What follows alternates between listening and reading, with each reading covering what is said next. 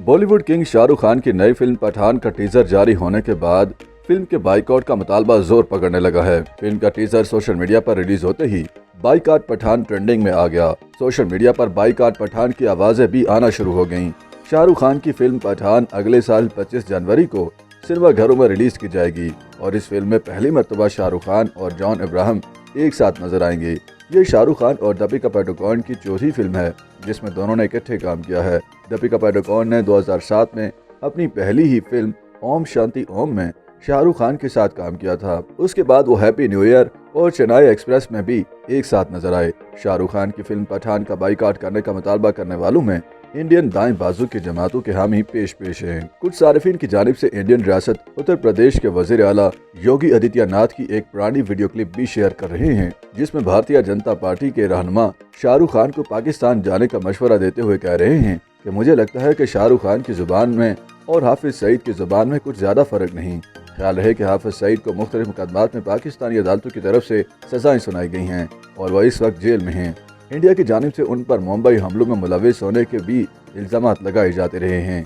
शाहरुख खान के नाकदीन फिल्म पठान के बाइकआउट की राह हमवार करने के लिए उनकी एक पुरानी क्लिप भी शेयर कर रहे हैं जिसमें बॉलीवुड के बादशाह पाकिस्तानी क्रिकेटर्स की तारीफें कर रहे हैं। इस क्लिप में शाहरुख खान कह रहे हैं कि मेरा मानना है कि पाकिस्तानी खिलाड़ी दुनिया भर में T20 के सबसे बेहतरीन खिलाड़ी हैं और वो चैंपियन हैं। मुतादिद सारिफीन शाहरुख खान पर एंटी नेशनलिस्ट होने का इल्जाम लगा रहे हैं। समिता दास नामी सारिफ ने लिखा कि मैं तमाम कौम परस्तों से गुजारिश कर रही हूँ कि वो पठान का बाइकआउट करें।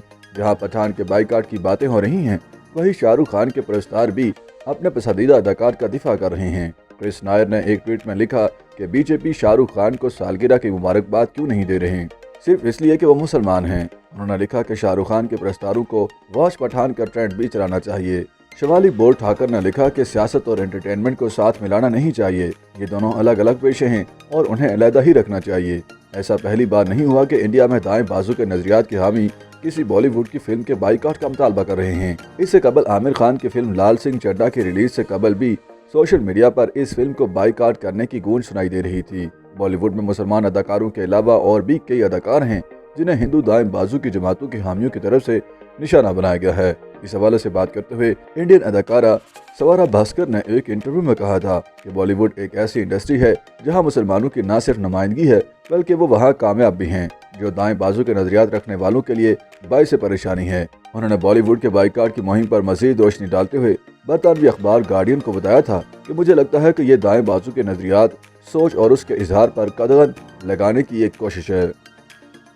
YouTube पर गूगली न्यूज देखने के लिए youtube.com की सर्च बार में गूगली न्यूज टीवी टाइप करें। गूगली न्यूज के पेज पर सुर्ख रंग के सब्सक्रिप्शन वाले बटन पर क्लिक करना ना भूलिए। YouTube पेज पर अपलोड होने वाली वीडियोस से बाखबर रहने के लिए बेल आइकन पर क्लिक कीजिए। आपको हर नई वीडियो के बारे में नोटिफिकेशन मौसूल हो जाएगा।